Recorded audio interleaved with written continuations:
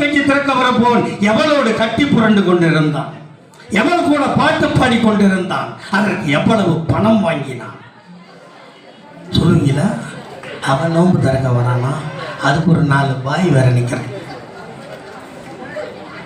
கேட்டேன், நான் கேட்டேன், ஏன்பா இது நியாயமானு கேட்டான். அவன் சொல்கிறான், எல்லா இடத்துலையும் நாங்கள் 4 பேர் இருப்போம், யார் நல்லது, இதுக்கு எச்ச சோறு தூள்னாண்டான், எச்ச சோறு தூள்னாண்டான், எச்ச சோறு தூள்னாண்டான்.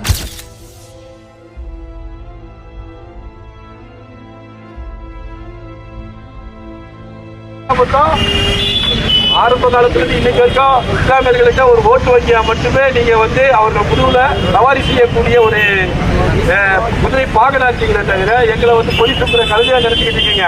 எல்லாம் தெரிஞ்சுக்கங்க, கழுதை ஒரு நாள் எட்டி உரைச்சிச்சு அப்படின்னு சொன்னா அது எங்க உதைக்கணும் உங்க எல்லாருக்குமே தெரியும். கழுதைக்கு கால் எங்க எட்டும், முக்கியமான இடத்துல எட்டும், அதுக்கப்புறம் எதுவுமே வேலை செய்யாது. அதே மாதிரி தான் திராவிட மாடல் வேலை செய்யாது. இந்த பேச்சுக்கு உடனே எம்எல்ஏ அதுக்கு முன்னால வருத்தத்தையும் கண்டனத்தையும் தெரிவிக்கணும். பேசினவர்களில் கம்பல்சரி சட்ட நடவடிக்கை வனத்துறை சட்டத்தை பேச்சு அமைதியா இருக்கக்கூடிய தமிழ்நாட்டில் அவர் இன்னைக்கு மனக்கலவரத்தை உண்டாகும் வகையில கொச்சைப்படுத்தி அவங்க எல்லாம் எச்ச சோறுன்னு சொல்றாரு. யாரும் எச்ச சோறு? எங்க ஓட்டை வாங்கி நிக்கிற நீங்க எச்ச சோறா இல்ல நாங்க எச்ச சோறா அப்படின்றத நீங்க தெரிஞ்சுக்கணும். முதல்ல இஸ்லாமியர்கள் ஓட்டை வாங்கின யாருக்கு எச்ச சோறு?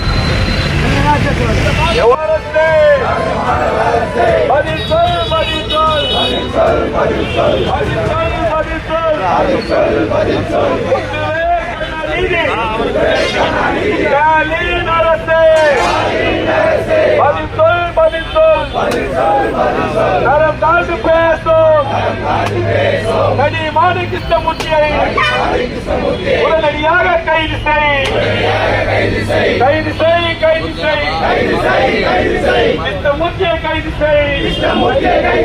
கொச்சைப்படுத்தாதே, கொச்சைப்படுத்தாதே, கொச்சைப்படுத்தாதே, கொச்சைப்படுத்தாதே, இஸ்லாமியர்களை கொச்சைப்படுத்தாதே.